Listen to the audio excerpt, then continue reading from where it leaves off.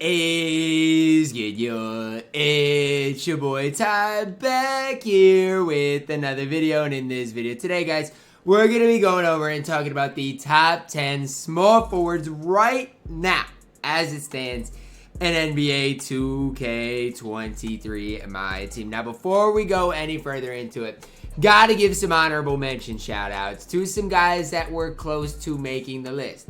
Danny Manning, close. Okay, he was close. Some other close guys to making this list. Is there anybody here? Don't really see anybody there. Next tier, guys. Some other guys could have made the list. Okay, you're looking at OG Anunoby, who is close. Couldn't quite make the list. Sharif, close, but couldn't quite make the list. And last but certainly not least, Pokachevsky. Close, but he couldn't quite make the list. So those are some honorable mentions. Now let's hop into the top 10. Starting it off at number 10, we're plugging in Diamond OG Anunoby. If you've used Diamond OG Anunoby, you know exactly what I'm talking about. This card is extremely good. His player model is good. His release is good. And that's really all he needs. Do I wish he had more total badges? Absolutely. If he had more total badges, the card would be even better. So obviously I wish he had more total badges. But even with that, defensively, absolutely elite. Playmaking, not horrible. Decent driving dunk at a 90. 88 3 ball. I mean, this card is really, really good in my team. And in my opinion, one of the most underrated cards in all of my team. Especially considering the fact that he was free. If I'd have had him on my no money spent, which I didn't get him, he'd probably still be playing for me over a guy like Sharif. OG Anunoby at number 10.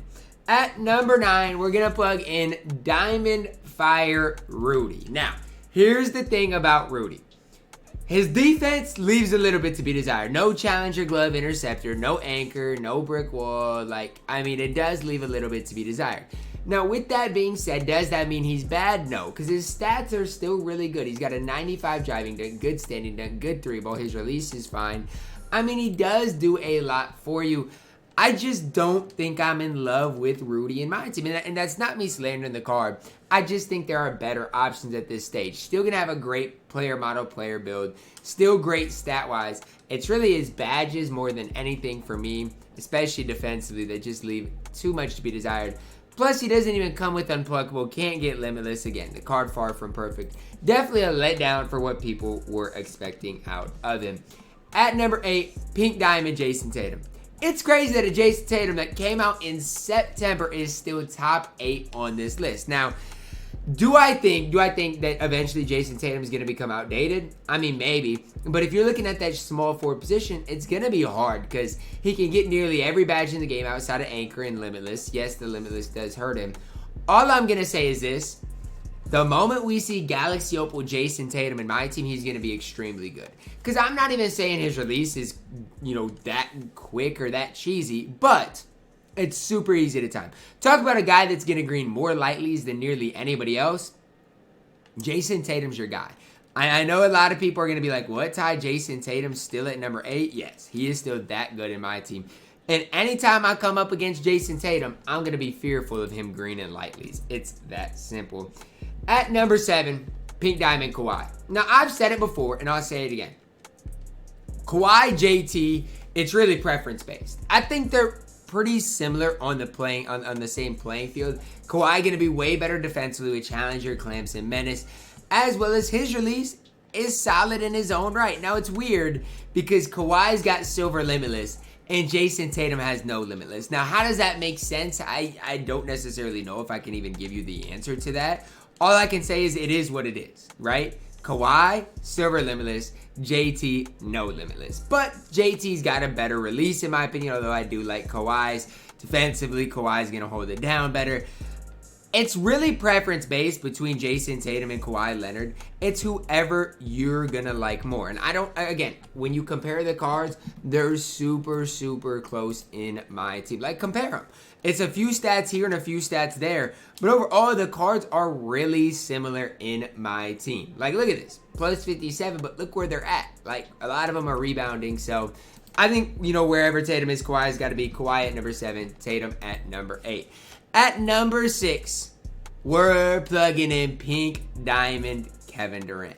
a card that I said it when he came out, Kevin Durant's underwhelming. And I know a lot of people do like the card, and if you like him or are having success with him, I'm not saying you can't run him because I do think he's better than Tatum and Kawhi.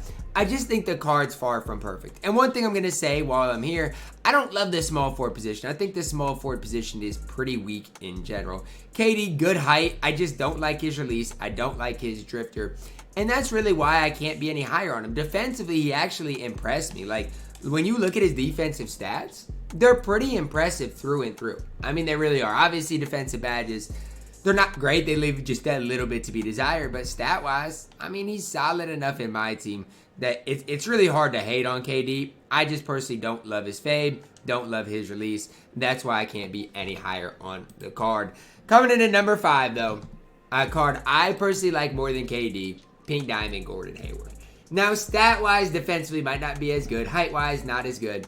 I will say this, Gordon Hayward's release, in my opinion, is better. Gordon Hayward, normal timing, normal leaner. Not going to dribble that well, but he's the perfect small forward in my team. You want a perfect small forward, look no further than Gordon Hayward. And you guys can say, you know, I'm biased for Gordon Hayward, whatever.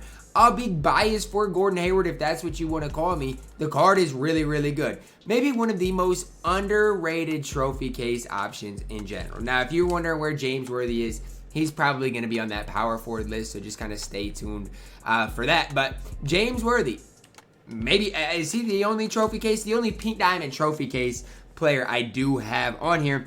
But he definitely deserves his spot.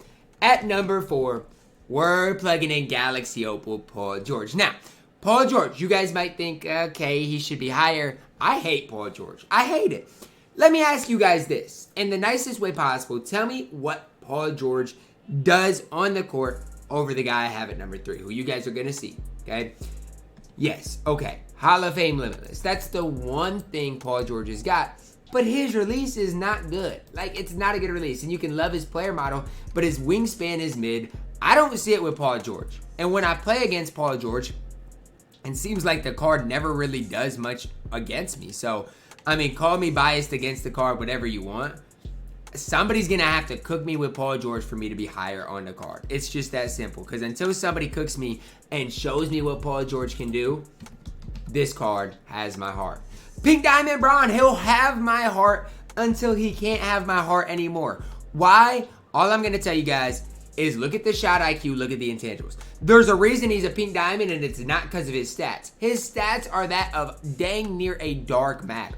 His stats are that good in my team. The animations he gets are just incredible as well. And I don't like gassing him up that much, but his animations are incredible. He gets nearly every badge in the game. So yes, when compared to Paul George, you're going to say, well, Paul George has 12 Hall of Famers. Okay, who has more total badges in my team? And what are we prioritizing here? Does a card that has, I'm going to talk about them being fully badged up. So there's a card that have, let me do the quick math. I got to do the quick math here. So 42, 46, 52 badges of Paul George, fully badged, compared to 60 of bronze, 52, 56. So we're taking 6 more Hall of Famers, or what, 8 or 9 more total badges. What are we taking here? I'll take the 8 or 9 total badges. I'll take bronze player model, his animations, all of it, over what Paul George does for you guys. That's just my opinion on it. If you guys want to disagree, that's fine. I love LeBron James. Now at number 2, trophy case reward Larry Bird. I know a lot of people are going to be like, how is a dark matter at this stage of my team not number 1? Especially with these stats. Now, hear me out. They've got to put his release on quick. They've got to. I mean, if somebody gets Larry Bird, they've grinded the game a ton. They deserve to have the best small forward in the game. But with Larry Bird base on normal, with a basic leaner, with the pro dribble style, y'all don't realize how bad these SIGs are. And I know it might not be that big of a deal to you. Y'all don't realize how bad these SIGs are for the era in my team we're in. Right? And we're going to be comparing him to my number 1, who obviously I'm biased for. But it's like you can't have these stats for our first dark matter. You just can't. These are not these stats, these animations. These animations are horrible, man. And again, if you play Park, if you play Pro-Am, you know what I'm talking about, man. These animations for our first Dark Matter are just troll, man. Like, they're trolling our first Dark Matter.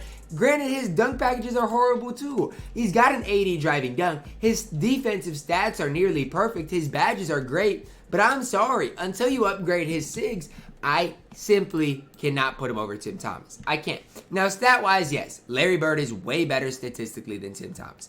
I can't argue that. If you are trying to argue that, you're just simply wrong. It's that simple. You can't argue that because Tim Thomas, stat-wise, cannot compete with a guy like Larry Bird. He just can't. Now, when Tim is fully badged, his badges are really good. Now, granted, he doesn't have as many Hall of Famers, but his badges are really good.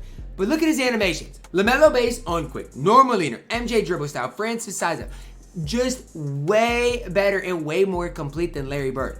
I don't even think you can really argue this. Tim's taller, has a better player model. His release is better. Offensively going to be way better. The only thing Larry Bird's got going for him over Tim Thomas is the fact that he's a dark matter and literally gets every badge in the game. As well as, yes, his defensive stats are going to be that little bit better. What I'm starting to think is maybe Larry Bird at the power forward position is what we're going to have to do because I don't know how he plays over a guy like Tim Thomas. And honestly, I don't even know if I can play this Larry Bird over LeBron James. Now, I put him over Bron on this list, but I don't know when it comes down to it if I can plug in Larry Bird over LeBron. I just don't know. And it's sad to me because I grinded for Larry Bird, right? I'm going to get Larry Bird. And if I spend, I'm not even going to say the amount of hours. It's an unhealthy amount of hours. If I spend all that time grinding for Larry Bird and he's not a top 3 overall card in the game, there's something wrong with that. That's all I'm going to say. Larry Legend needs an update because he's not even number 1 on this list. Let me know your thoughts down below in the comments. Who is I too high on, too low on, guys? Drop a like on the video, subscribe if you're new, and as always, man, I love you guys, and have a blessed day.